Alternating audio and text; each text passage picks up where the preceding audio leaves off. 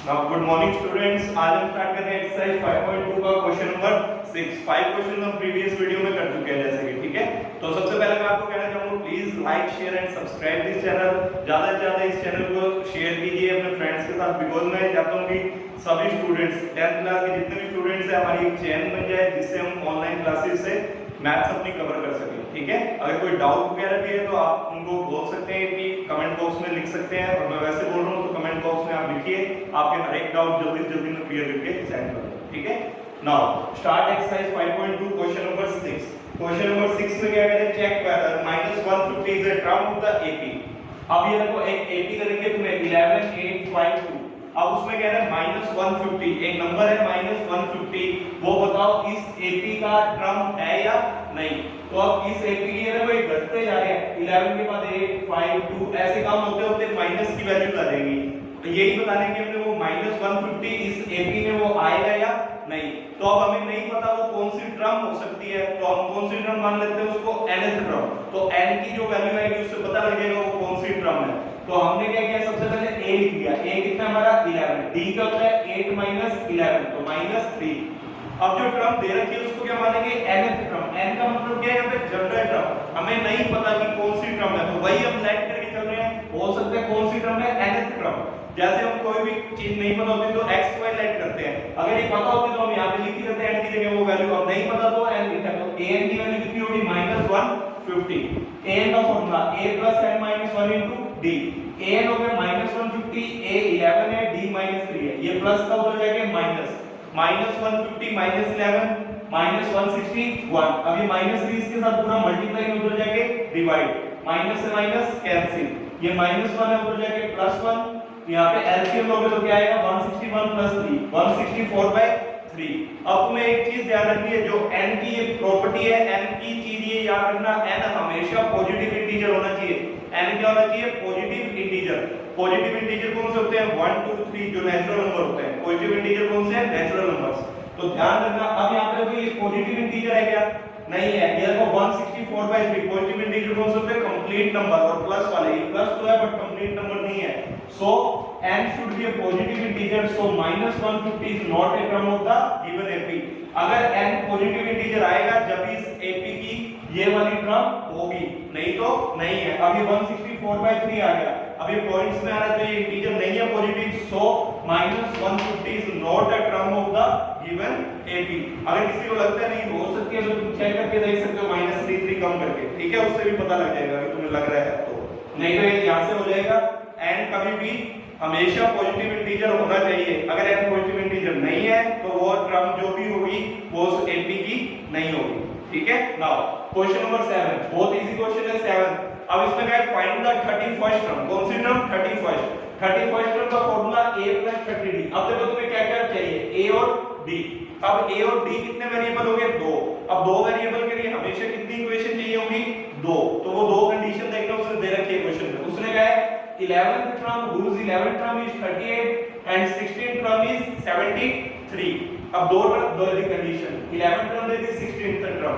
11th term का formula a + 10d, 16th term का formula a + 15d।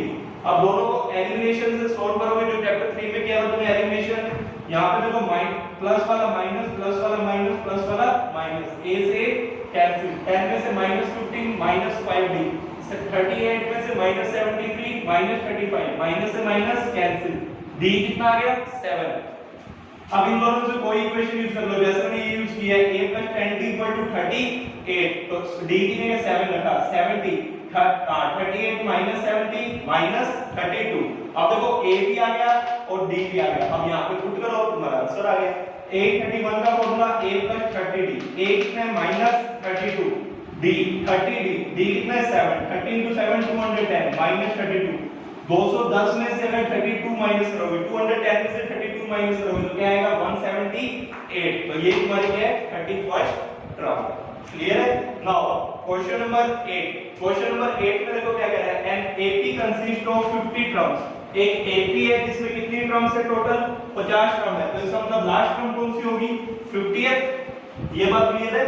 अगर एक एपी है जिसमें टोटल 50 टर्म है तो उसकी लास्ट टर्म कौन सी होगी, 50th, क्योंकि हम ऐसे लिखते हैं नंबर 1 2 3 4 5 6।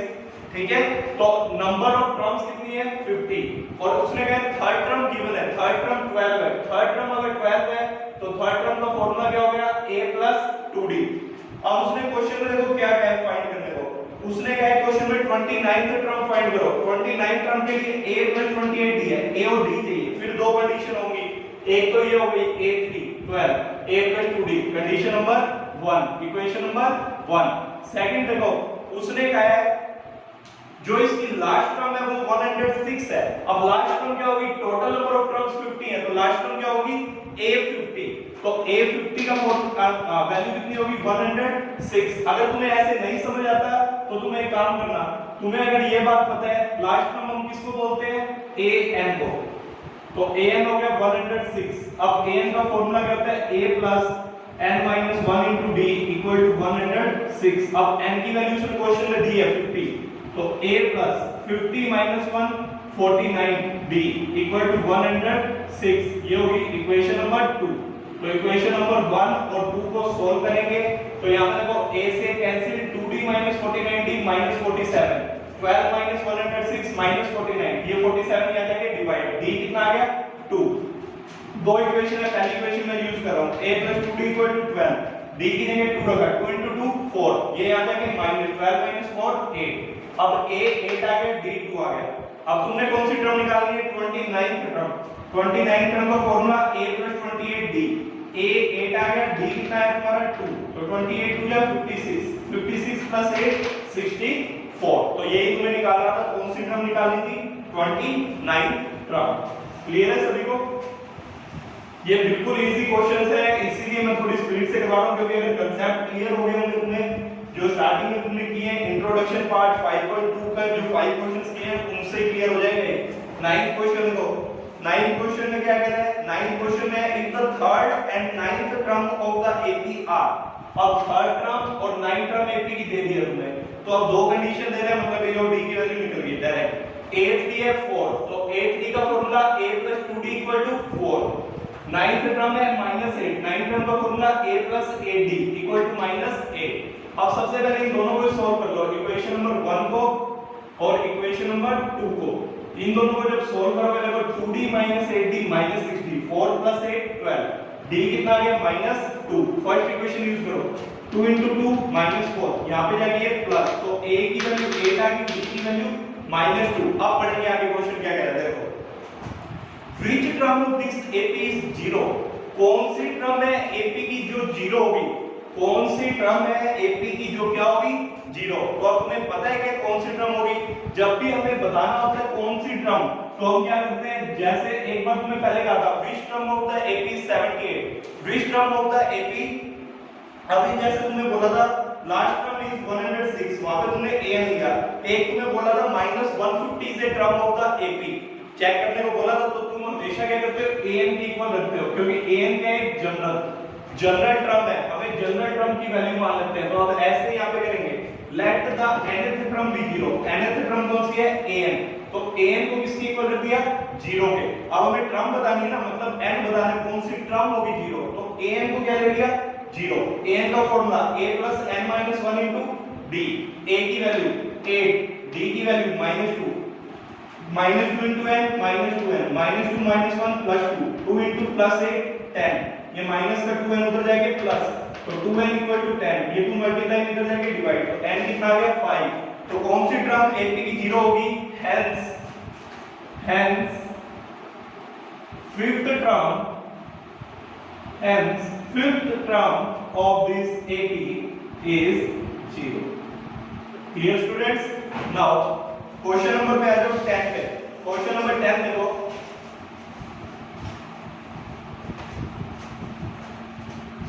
अगर कोई क्वेश्चन नहीं समझ आता तो मेरे को कमेंट बॉक्स में लिख देना, मैं दोबारा रिपीट करवा दूंगा।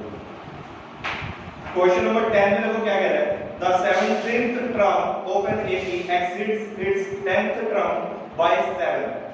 क्वेश्चन नंबर 10 में कह रहा है 17th टर्म 10th टर्म से 7 ज्यादा है, exceeds by 7। exceeds का मतलब क्या होता है more than 7। तो ये देखो 17th टर्म ज्यादा है मतलब मैंने तुम्हें हमेशा का वो थर्ड चैप्टर में बताया जो कम चीज होती है हमेशा उधर ही प्लस होता है उधर ही मल्टीप्लाई होता है। तो अब ज्यादा कौन है A17, तो कम कौन होगा इसका मतलब 10th टर्म, तो कम की साइड हमेशा प्लस होता है तो +7। तो अब बोल के भी देख सकते हो 17th term is 7 more than 10th term, 7 ज्यादा है किससे 10th टर्म से। अब बिल्कुल सिंपल हो गया, तुम्हें कॉमन डिफरेंस निकालना है। A17 का फॉर्मूला A + 16D, A10 का फॉर्मूला A + 9D + 7, ये प्लस के ऊपर में जो माइनस हो जाएगा A + 16D - A - 9D = 7, A से कैंसिल 16 - 9 7D = 7, ये 7 मल्टीप्लाई में इधर जाके डिवाइड, तो D की वैल्यू कितनी आ गई 1। तो उसने ये पूछा था कि तुमसे क्वेश्चन में फाइंड द कॉमन डिफरेंस, तो कॉमन डिफरेंस कितना आ गया तुम्हारा 1। नाउ क्वेश्चन नंबर 11 भी इसी की तरह ये रिलेट करना आना चाहिए बस। अब उसने फिर देखो क्या पूछा, ध्यान से पढ़ना है क्वेश्चन, अच्छा क्वेश्चन है। Which term of the AP, which term of the AP क्या दे रखी है 3 15 27 39 dash dash dash, which term of the AP will be 132 more than it's 54th term, कौन सी AP की टर्म, अब नहीं पता हमें कौन सी टर्म AP की, तो हम कौन सी टर्म लेते हैं हमेशा nth टर्म, तो an इक्वल टू कितनी ज्यादा है, पहले देखो ज्यादा ये है, उसने कहा वो टर्म निकाल के बताओ जो 132 ज्यादा है किससे 54th टर्म से, 54 मतलब छोटी है, जो हम निकालेंगे nth टर्म वो ज्यादा है, तो an ज्यादा है, कम कौन सी है 54, हमेशा कम वाली साइड प्लस होता है तो +132। अब an का formula A + n-1 into D, A + 54 term का A + 53D = 132। अब ये देखो ये A प्लस का ये भी प्लस का, उधर जाके -0 हो जाएगा कैंसिल, ठीक है। और अब ये देखो ये तुम्हारा आ गया n-1 into D, और यहाँ पे तुम्हारा क्या है क्वेश्चन में देखो दोबारा पढ़ लेना ढंग से क्या बोल रहा है, which term of the AP।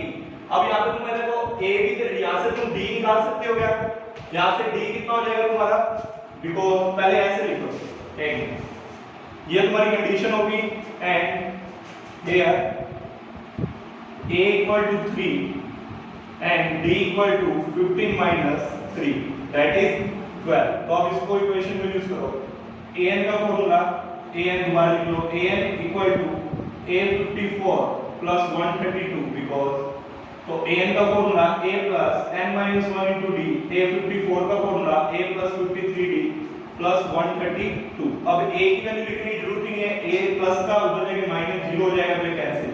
अब यहाँ पे देखो n-1 D कितना है 12, 153 into 12 plus 132, 12 into n 12 n, 12 into -1 -12, 53 को 12 से मल्टीप्लाई करो 6 3 636 प्लस 132। अब इन दोनों पहले प्लस करो, कितना आ रहा है 8 6 7 12n, ये माइनस का 12 इधर जाके +12, तो 12n = 780, तो n कितना आ जाएगा 780/12, 12 6 या 72, 12 5 या 60, तो n कितना आ गया 65। तो इसका मतलब क्या है, उसने पूछा था which term of the AP, तो 65th term of the AP will be 132 more than 54th term, तो A65 जो होगा वो A54 से कितना ज्यादा होगा 132। तो तुम ये चेक भी कर सकते हो, A65 की वैल्यू निकालो A + 64D से, देखना जो A54 की वैल्यू है उससे 132 क्या आएगी वो ज्यादा। क्लियर है, ये अच्छा इंपॉर्टेंट क्वेश्चन है, थोड़ा इसका ध्यान रखना, बच्चे कंफ्यूज हो जाते हैं तो इसलिए इस क्वेश्चन को ढंग से कर लेना। ऐसे नेक्स्ट क्वेश्चन है उसमें भी बच्चे बहुत ज्यादा कंफ्यूज रहते हैं, तो उसको भी ढंग से समझ लेना। Now question number 12, question number 12 में क्या कह रहा है, two APs have the same common difference, दो AP हैं जिनका कॉमन डिफरेंस क्या है same, the difference between their 100th term is 100।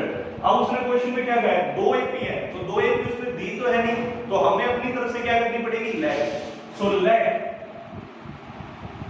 To APs be, two APs be, कौन कौन सी लाइट कर लो, फर्स्ट AP में लाइट करता हूं A1 A2 A3 up to AN, last term nth मान ली। ऐसे second AP B1 B2 B3 up to BN। Clear है बात? उसने कहा है दो AP हैं जिनका कॉमन डिफरेंस सेम है। डिफरेंस अगर सेम है तो दोनों का हम क्या लेके चलेंगे, D सेम।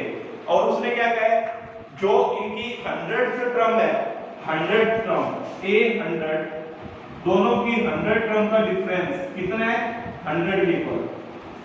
कितने के इक्वल करके, 100 के इक्वल। तो A100 माइनस B100 कितना हो गया, 100। अब ये देखो तुम क्या लिखते हो, ये तुम्हारी ज्यादातर तुम हमेशा AP को ऐसे लिखते आए हो, AN इक्वल टू, अब दो AP आ गई, इसलिए मैंने A पहली को A मान लिया, दूसरी को यहाँ पे A की जगह क्या आ गया, B। तो अब ध्यान रखना, 100 टर्म के लिए मैं क्या लिखूंगा, N की जगह 100, तो A100, B की जगह N की जगह 100, तो B100।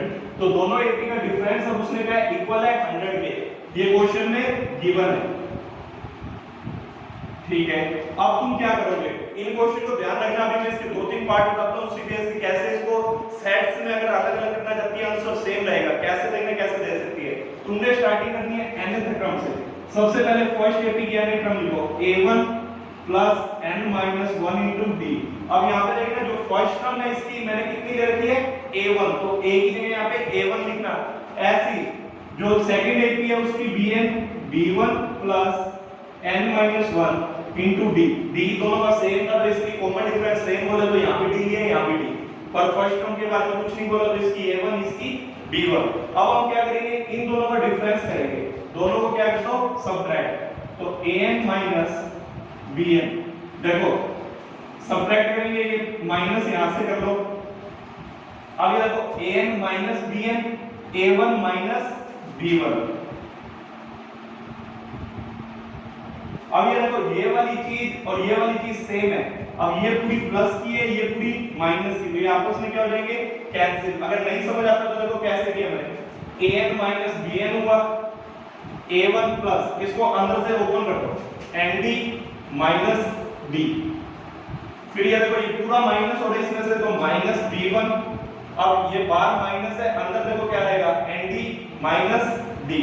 तो जब इसको ओपन करोगे a1 nd minus d minus b1 plus minus minus minus minus plus, ये nd से nd कैंसिल, d से d कैंसिल, वही बच रहा है क्या, a1 माइनस b1। तो इस चीज को ध्यान रखना, ये क्या बच रहा है तुम्हारा, दोनों को माइनस करोगे तो तुम्हारा क्या बचा, a1 माइनस b1। an पहले इसकी nth टर्म लिखो फर्स्ट एपी की, फिर nth टर्म लिखो सेकंड एपी की, दोनों को क्या कर दो, सबट्रैक्ट। ऐसे लिख लो, इसको इक्वेशन 1, इसको equation 2, subtract equation 2 from equation 1 में से 2 को सबट्रैक्ट किया तो क्या बचा, an minus bn equal to a1 minus b1। अब एक चीज देखना, अब हमारे पास एक जनरल टर्म आ गई, दो जनरल टर्म के डिफरेंस किसके इक्वल है, a1 माइनस b1। अब हमें उसने कहा 100 टर्म का डिफरेंस 100 के इक्वल है, तो अगर मैं n की जगह 100 लिखूंगा तो ये देखो a100 माइनस b100 वो जब भी किसके इक्वल रहेगा, a1 माइनस b1 के। बात समझ आई क्या? यहाँ पे तो कोई n की टर्म है ही नहीं, यहाँ पे जब मैं n की कुछ भी वैल्यू रख लूं वो हमेशा ही किसके इक्वल रहेगा, a1 माइनस b1 के। तो मैंने देखो एक जनरल स्टैंडर्ड फॉर्म निकाल ली इस पूरे क्वेश्चन की, an माइनस bn किसके इक्वल आ गया, a1 माइनस b1।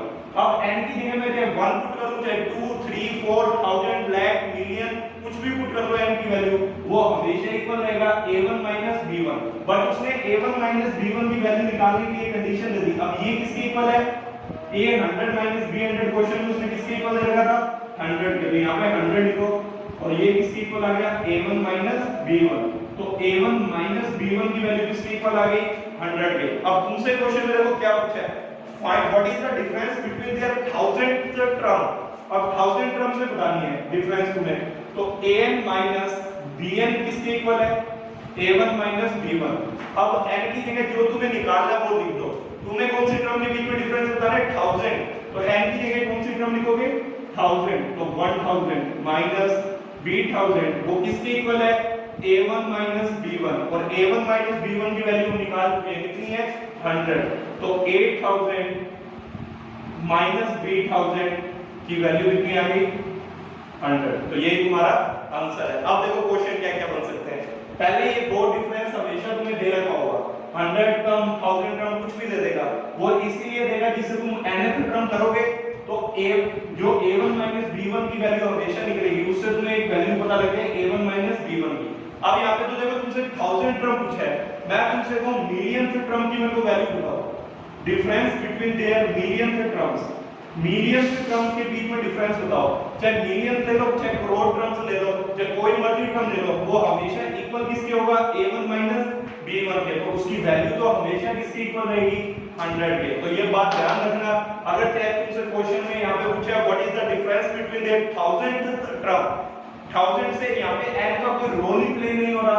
अब यहाँ पे n की वैल्यू तुम 1000 रखो चाहे लाख रखो, वो हमेशा इक्वल ही किसके है a1 b1, और a1 b1 किसके इक्वल आ चुका है 100।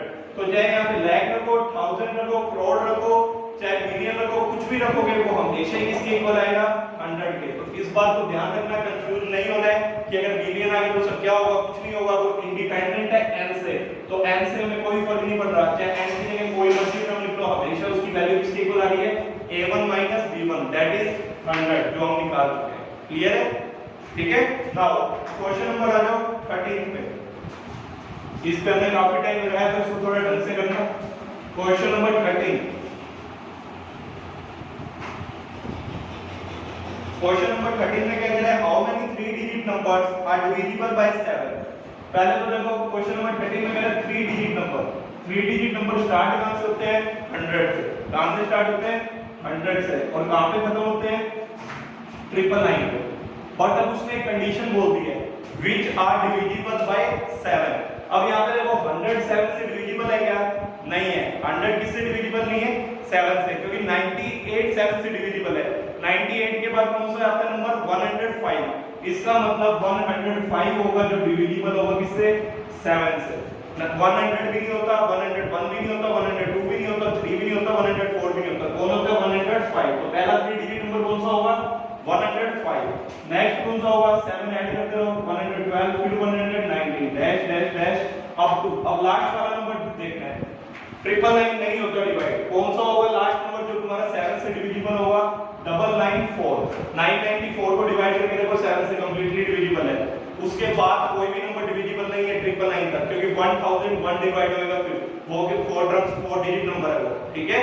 तो अब देखो तुम्हारा, अब तुमसे पूछा how many number, how many terms, how many digits, 3 digit number, how many मतलब n निकालना तुमने। अब a की वैल्यू देखो कितनी हो गई, a हो गया 105, d कितना हो गया 112 minus 105 that is 7, last term कितनी है an 994। अब an का formula a plus n minus 1 into d, an हो गया 994, a हो गया 105 प्लस n माइनस 1, d कितना है 7, ये प्लस क्या उधर जाके माइनस, 994 में से 109 है 889, इसको सोल्व करो 7n माइनस 7, ये माइनस का 7 उधर जाके प्लस 889 में प्लस करोगे तो 896, अब ये 7 मल्टीप्लाई में उधर जाके डिवाइड, तो डिवाइड करोगे तो कितना आ रहा है 128, तो तुम्हारा आंसर कितना आ गया 128। तो कितनी टर्म्स होंगी 100, 3 डिजिट नंबर कितनी टर्म्स होंगी जो 7 से डिवाइड होंगी, टोटल 128। नाउ क्वेश्चन नंबर 14,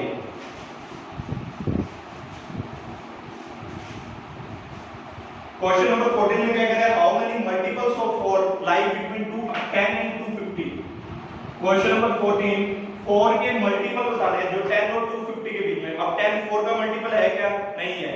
4 का मल्टीपल मतलब 4 into 1 4, 4 2 8, 4 3 12, 12 आता है जो मल्टीपल है, फिर उसके बाद 16, फिर 20, ऐसे करते करते तुमने किस तक बताना है 250 के बीच में। तो 250 4 से डिवाइड होता है क्या, नहीं होता। कौन सा नंबर डिवाइड होता है 248, तो लास्ट नंबर क्या हो जाएगा 248। अब फिर तुम्हें वही बता रहा है how many multiple, how many मतलब n की वैल्यू बतानी है। a कितना हो गया 12, d कितना हो गया 16 माइनस 12 दैट इज 4, an कितना हो गया 248 लास्ट टर्म। an का formula a plus n minus 1 into d, an 248, a 12 n minus 1 d4, ये 12 प्लस का उधर जाके माइनस, तो कितना हो जाएगा 236, 4n माइनस 4, माइनस 4 उधर जाके प्लस, अब ये 4 मल्टीप्लाई उधर जाके डिवाइड, 240 बाय 4 60, तो नंबर ऑफ, तो कितने नंबर होंगे जो 10 और 250 के बीच में जो मल्टीपल होंगे 4 के, that is 60। Now question number 15, very important question, तो इसको ध्यान से देखना, इसमें दो एक की तरह के बिल्कुल इजी क्वेश्चन है, थोड़ा बच्चे डाउट कंफ्यूज हो जाते हैं इस क्वेश्चन में। For what value of n, n की क्या वैल्यू होगी जिसके लिए nth term of the APs, अब दो एक की तरह की है, उनकी nth टर्म कौन सी n की वैल्यू के लिए क्या होंगी, इक्वल, ठीक है। तो देखो दो एक की कौन कौन सी है, 63, 65, 67 फर्स्ट एपी, सेकंड एपी क्या है 3, 10, 70, ये सेकंड एपी है। अब इस एपी के लिए इसकी nth टर्म लिखो, nth टर्म से पहले a लिखो, a की वैल्यू कितनी है 63, d कितना होगा 65 माइनस 63 दैट इज 2, तो an का फॉर्मूला क्या हो जाएगा इसके लिए a plus n minus 1 into d, a कितना है 63, n माइनस 1 d, d कितना है 2, तो 63, 2 को n से करो 2n, 2 को माइनस 1 से करो माइनस 2, 63 में 2 गए 61 प्लस 2n, ये आ गई इसकी nth टर्म। अब क्या करो, दूसरी एपी की nth टर्म करो, अब उसको an से लिखा है तो इसको b से लिख लेना, इसकी फर्स्ट टर्म तुम्हारी क्या हो जाएगी, इसकी फर्स्ट टर्म b से लिख लो, कितनी होगी 3, d कितना हो जाएगा 10 माइनस 3 दैट इज 7, तो इसकी nth टर्म bn से लिख लो और इसको a पढ़ा रहने दो, first term a plus n minus 1 into d, a कितना है 3 प्लस n माइनस 1, d कितना है 7, तो bn 3 plus 7 into n 7n minus 7, 7n 3 minus 7 minus 4।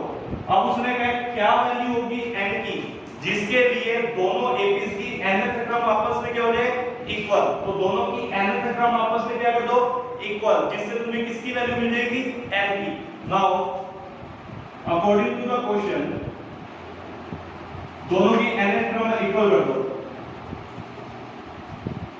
therefore n, तो n इसकी कितनी है 61 प्लस 2n और इसकी कितनी है 7n माइनस 4, ये माइनस 4 उधर जाके प्लस 61 प्लस 4 65, ये 2n प्लस का इधर आके minus 7n minus 2n 5n, ये 5 मल्टीप्लाई इधर जाके डिवाइड, 65 डिवाइड बाय 5 कितना होता है 13, तो 13th टर्म होगी जो n की 13th वैल्यू है जिसके लिए दोनों एपीज की nth टर्म आपस में क्या हो जाएगी इक्वल, तो n की कौन सी वैल्यू है जिनके लिए दोनों की nth टर्म आपस में क्या हो जाए इक्वल, तो हम क्या करते हैं दोनों की nth टर्म को इक्वल कर देते हैं जिससे हमें किसकी वैल्यू पता लग जाएगी n। क्लियर है। Now question number 16, question number 16 में हमको क्या कहना है, ये था तुम्हारा question number 15। Now question number 16 में कह रहा है डिटरमाइन द एपी, अच्छा तुम्हें अब एपी डिटरमाइन करनी है, डिटरमाइन तुम्हें एपी आती है करनी ढंग से, एपी का क्या फॉर्मूला होता है फर्स्ट टर्म a, एपी को कैसे राइट करते हो first term a, second term a plus d, third term a plus 2d, ऐसे ही चलता रहेगा। अब तुम्हें एपी बनाने के लिए हमेशा a और d की जरूरत होती है, a और d निकालने के लिए अब तुम्हें क्या करना पड़ेगा, दो कंडीशन दे रखी होंगी, दो कंडीशन से a और d निकलेगा। देखो फर्स्ट कंडीशन क्या है, थर्ड टर्म दे रखी है उसने 16, थर्ड टर्म दे रखी है 16, और देखो सेकंड कंडीशन और उसने कहा जो फिफ्थ द सेवंथ टर्म, जो सेवंथ टर्म है फिफ्थ टर्म से 12 ज्यादा है, सेवंथ टर्म फिफ्थ टर्म से एक्सीड कर रही है, मतलब 7 ज्यादा है, छोटी कौन है फिफ्थ, छोटी की साइड हमेशा प्लस, तो a7 इक्वल हो गया a5 प्लस 12, a3 का फॉर्मूला a प्लस 2d, तो ये होगी फर्स्ट कंडीशन। a7 का फॉर्मूला लिखो a प्लस 60, a5 का a प्लस 40 प्लस 12, a से cancel, 60 minus 40 2d equal to 12, 2 multiply इधर जाके डिवाइड, d कितना आ गया 6, अगर d 6 आ गया तो यहां पुट करो, d 6 है बिकॉज़ a प्लस 2d किसके इक्वल था 16, तो d की वैल्यू पुट करो, 2 6 जा 12, 12 में आ जाएगा माइनस का, तो 16 माइनस 12 4, तो a आ गया तुम्हारा 4, तो ap देखो क्या हो जाएगी, पहली टर्म देखो a होती है तो a की वैल्यू 4, सेकंड क्या होगी a प्लस b, 4 प्लस 6 10, फिर उसके बाद देखो थर्ड टर्म क्या होगी a प्लस 2d, a 4 है, 2 into d, 2 into 6 12, 12 plus 4 16, तो ये तुम्हें शो करके दिखाना है, ये मैंने डायरेक्ट लिख दिया। तो AP तुम्हारी क्या बन रही है, AP is 4 10 16 and dash dash dash, ठीक है, तो ये तुम्हारी होगी AP। Now question number 17, question number 17 देखो क्या कह रहा है,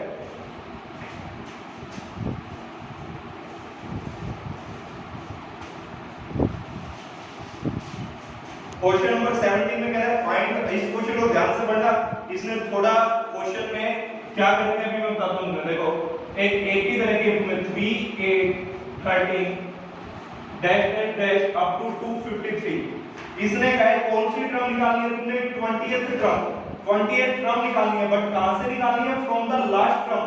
तो लास्ट से जब भी तुमने निकालनी होगी तो इसको हमेशा इन क्वेश्चन को कैसे करना है, उसने कहा find the 20th term from the last term, last से निकालनी है। तो हमेशा तुम्हें इन क्वेश्चंस को जब भी करोगे तो इनको कैसे करना, ऑन रिवर्सिंग, इस AP को पहले उठा के लास्ट से निकालनी है तो इस AP को हमेशा रिवर्स लिख दो, on reversing the AP, on reversing AP the new AP is, कौन सी हो जाएगी नई AP, अब रिवर्स कर दो, इसको उठा के आगे ले और ये पूरा पीछे, मतलब पलटी मार दो, रिवर्स कर दिया ऑर्डर को। अब ये देखो 3 8 13 5 5 का इंक्रीज हो रहा है, तो 253 से पहले नंबर कौन सा होगा, 248, तो अब इसको उल्टा करके लिख रहे हो तो देखो ये हो जाएगा क्या 253, फिर उसके बाद 248 और जो सबसे पहली टर्म है वो आखिरी बन जाएगी 3। तो अब नई AP का A देखो कितना है, A कितना हो गया 253, D कितना हो गया 248 माइनस 253 दैट इज -5। अब जैसे तुम करते हैं सिंपली 20th टर्म पूछिए तो A20 का formula A plus 19D, A कितना है 253 प्लस 19, D कितना है -5, तो 253 माइनस 95, तो ये कितना आ गया 158। तो तुम्हारी 20th टर्म का आंसर कितना आ गया 158 फ्रॉम द लास्ट। क्लियर है, तो ये हमेशा ध्यान रखना जब भी लास्ट से निकालना हो जो AP रहती है उसको रिवर्स करता रहो। अब यहाँ पे 3 फर्स्ट टर्म थी उसको लास्ट बना दिया, जो लास्ट थी उसको फर्स्ट, अब उसके अकॉर्डिंग जैसे सिंपली सॉल्व करते हैं वैसे सॉल्व करना। क्लियर, नाउ क्वेश्चन नंबर 18 पे आ जाओ।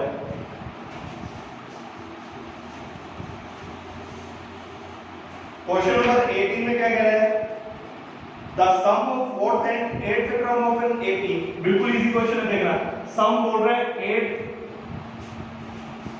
4th and 8th term, 4th and 8th term का सम बोल रहे 24, ठीक है। Second condition the sum of 6th and 10th term, 6th और 10th टर्म का AP का सम बोल रहा है 44, find the first 3 terms of the AP। पहली 3 टर्म कौन सी होती है AP की, first term A, second term A plus D, third term A plus 2D, तो हमेशा A और D चाहिए, तो ये दो कंडीशन दे दी, यहां से A और D आ जाएगा सिंपल।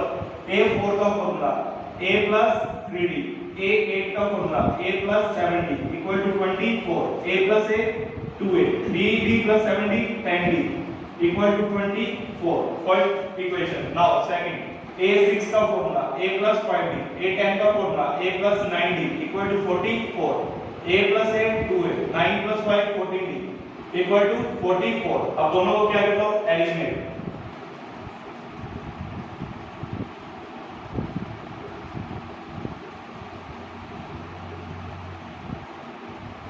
10 minus 14 40, 24 minus 44 20, माइनस से माइनस कैंसिल, D कितना आ गया 5। इक्वेशन नंबर 1 में पुट करो, A की वैल्यू आ जाएगी 2A plus 10D equal to 24, 2A 10 into 5 50, D की जगह मैंने डायरेक्ट पुट कर दिया 5, 10 into 5 50, ये प्लस के इधर जाके माइनस, तो माइनस का 26, तो A कितना आ गया -30, 2 मल्टीप्लाई में उधर जाके डिवाइड, तो फर्स्ट टर्म क्या होगी तुम्हारी -13, तो उसने कहा है ना 3 टर्म बनानी है तो फर्स्ट होगी -13, सेकंड क्या होगी A plus D, A है -13, D है +5, तो -8, थर्ड टर्म क्या होगी A plus 2D, a कितना है -13, 2 b कितना है 5, तो -13 प्लस 10 कितना आ गया -3।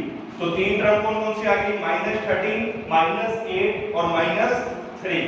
नाउ क्वेश्चन नंबर 19, ये बिल्कुल इजी क्वेश्चन है, मैंने तुम्हें पहले बताया था स्टार्टिंग में एक्सरसाइज में कि यहाँ पे सिर्फ दो ही रिक्वायरमेंट रहेगी, ए और डी की, ठीक है। अगर ए और डी तुम आराम से निकलता रहेगा तो इजीली ये क्वेश्चन तुमसे हो जाएंगे। अब क्वेश्चन नंबर 19 देखो, बिल्कुल इजी क्वेश्चन है ये भी। 19 क्वेश्चन में क्या कह रहा है, जो सुबह राव है उसने स्टार्ट किया वर्क 1995 में at an annual work of 5000 rupees और हर साल उसको इंक्रीमेंट मिला 2000 रुपीस का। अब ये बताओ कौन सी ईयर में उसकी इनकम 7000 हो जाएगी। तो यहाँ पे देखो, सुबह राव ने स्टार्ट कितने से किया था, 5000 से। कब स्टार्ट किया था, 1995 में। अब उसको इंक्रीमेंट कितने का मिला, हर साल 200 रुपए का। अगर पहली बार 5000 थी तो अगले साल उसकी इनकम कितनी हो जाएगी, 5000 प्लस 200 5200। उससे नेक्स्ट बार 5200 में प्लस 200 5400। अब उसने कहा है उसकी इनकम बताओ 7000 कब होगी। तो अब जो चीज दे रखी होती है उसको हम कौन सी टर्म ले लेते हैं, nth टर्म। तो अब ये 7000 कौन सी टर्म मान लो, nth टर्म। तो a की वैल्यू हो गई 5000, d की वैल्यू हो जाएगी 5200 माइनस 5000 दैट इज 200, an की वैल्यू हो जाएगी 7000। तो अब an का फॉर्मूला तुम्हें पता है, a plus n minus 1 into d। an हो गया 7000, a हो गया 5000 प्लस n माइनस 1, d हो गया 200। ये प्लस है उधर जाके माइनस, 7000 में से 5000 गए 2000, n माइनस 1 ये 200 मल्टीप्लाई में उधर जाके डिवाइड, 2 जीरो से 2 जीरो कैंसिल, 2 10 जा, तो ये -1 उधर जाके प्लस, तो 10 प्लस 1 11। तो 11th ईयर होगा जब उनकी सैलरी कितनी हो जाएगी, 7000। तो उसने ये पूछा था कौन से ईयर में, तो इनका 11th ईयर होगा। thus the 11th year of his service Subba Rao received an annual salary of ₹7000। now question number 20, question number 20 तुम खुद ट्राई करोगे, सिर्फ मैं बता देता हूं उसमें क्या करना है, ठीक है। सेम क्वेश्चन है 19 की तरह। उसको फर्स्ट वीक में ईयर के 5 रुपए मिलते हैं, फिर उसके बाद उसकी इंक्रीमेंट होती है 1.75 की, मतलब उसकी पहले सैलरी होगी 5 रुपए, फिर उसके बाद इंक्रीमेंट होता है 1.75, तो नेक्स्ट में कितनी हो जाएगी 5 प्लस 1.75 6.75। अब ये बताओ, अब उसने कहा है if in the nth week her weekly savings become 20.75, nth term में nth वीक में उसकी सैलरी होगी 20.75, तो उस n की वैल्यू बताओ। बहुत सिंपल क्वेश्चन है, a 5 हो गया, d हो गया 6.75 माइनस 5 1.75, an हो गया 20.75, तो d n की वैल्यू तुम सिंपली निकाल सकते हो।